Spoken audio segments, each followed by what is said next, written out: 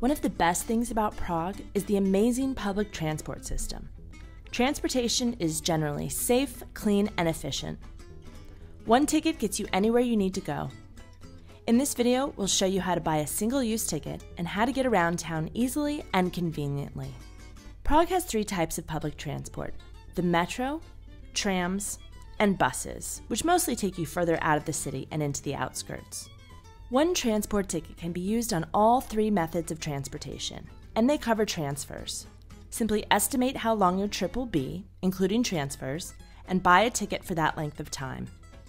You can buy tickets for 30 minutes, 90 minutes, 24 hours, or 3 days.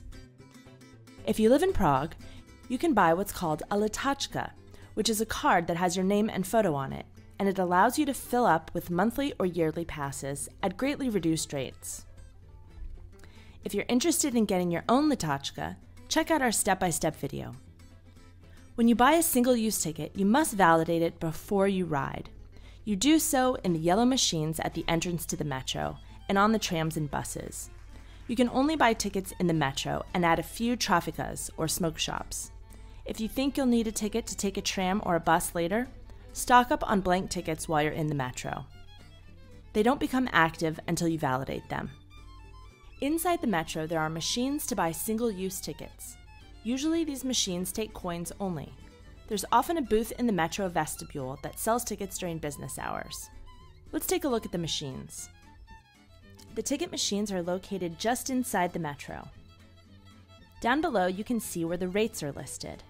There are different rates for adults, children, seniors, and if you're under 6 or over 70, you ride for free. Decide the amount of time that you'll be traveling, including all transfers, and give yourself a couple extra minutes. Then note the corresponding price. Then go up to the buttons and find that corresponding price. You'll want to choose from the buttons that are labeled Praha or Prague. Those will get you anywhere in the city, including the airport. Find the corresponding price and press the button. Then put the equivalent amount of coins in the slot above. Your ticket and change will spit out below. Then take your ticket and insert it into one of the validation machines. The validation machine will then give you a stamp. I paid 24 crowns, so I now have 30 minutes to travel on any public transportation. There are no turnstiles at the metro. That's why you see people walking past these yellow machines without doing anything. They most likely have a Letačka or a yearly pass. Everyone rides on the honor system. Ticket inspectors will periodically stop you in the corridors or in the train cars or trams and flash a badge. This means you must show them your validated ticket or Letačka in order to avoid a fine. The fine is usually around 800 crowns or $35 US, payable on the spot if you're not a resident of the city. If you forgot to validate your ticket, you will be forced to pay a fine, so remember to validate it. If you have a Czech SIM card, you can also buy a transport ticket on your phone. Simply text a code to 90206. If you want a 30-minute ticket, type DPT24, and if you want a 90-minute ticket, type DPT32. You'll then get this text in response, and this is your ticket, and it shows you when your ticket is good until. There's no need to validate this, it's already been validated, and the clock is running. So if you get stopped by an inspector, simply show them this text. Prague is one of the best and cheapest transportation systems in Europe, so don't take advantage of the honor system. Let's start by taking the metro. Metro signs are marked on the street with this arrow symbol. Go down the stairs and buy a ticket and validate it if you haven't yet. Prague has 3 metro lines that connect in a triangle in the center: the A or green line, the B or yellow line, and the C or red line. There are 3 transfer stations where the lines cross. Florence is where yellow and red meet, Muzeum is where red and green meet, and Můstek is where green and yellow meet. To transfer lines, just follow the signs. You'll either go up or down the escalators to transfer. Most metro stations have just one platform, in between the 2 tracks. Signs list the last stop in each direction. In this case, Zličín and Černý Most. If you don't know which direction you want, once you go further in, there will be a complete list of stops like this. If your stop is on the left of your current location, you go to the left. If your stop is on the right, you go to the right. When waiting for the metro doors to open, always step to the side to let others off. If you're standing on the inside of the doors, but it's not your stop, step off onto the platform to let those behind you off, and then step back on the metro. During rush hour, the metro will come every couple of minutes. On off-peak times, you may wait 5 to 10 minutes. When you get off the metro, sometimes there are 2 directions to exit, and those exits could be several blocks away on the street. Check the signs above to see which exit you want and follow the arrow. The Prague Metro escalators are very long and they run quickly. If you're standing, stay to the right. If you want to walk, move to the left. The metro runs from 4:45 a.m. to about midnight. If you need to get around at night, you can take a night tram or a night bus. Trams are represented on the map by thin, numbered lines, and we use those numbers to give directions, like take the 6 to Náměstí Republiky and jump on the B-Line metro. There are almost always 2 tram stops near each other with trams going in opposite directions. The 2 directions of the tram will generally be on the same block or just a block down.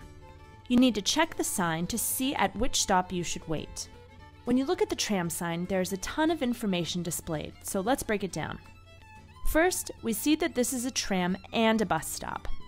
The name of the stop will be at the top, and all of the lines that stop here are listed by number. The day trams are single or double digits. The night trams are double digits starting with 9. The day buses are 100 through 299, and the night buses are triple digits starting with 9. Now you need to check the direction on the schedules below. The underlined stop is your current location. The location listed just below it is the next stop. To the left are numbers telling you how many minutes it will take you to get to those stops. The tram or bus will go in this direction.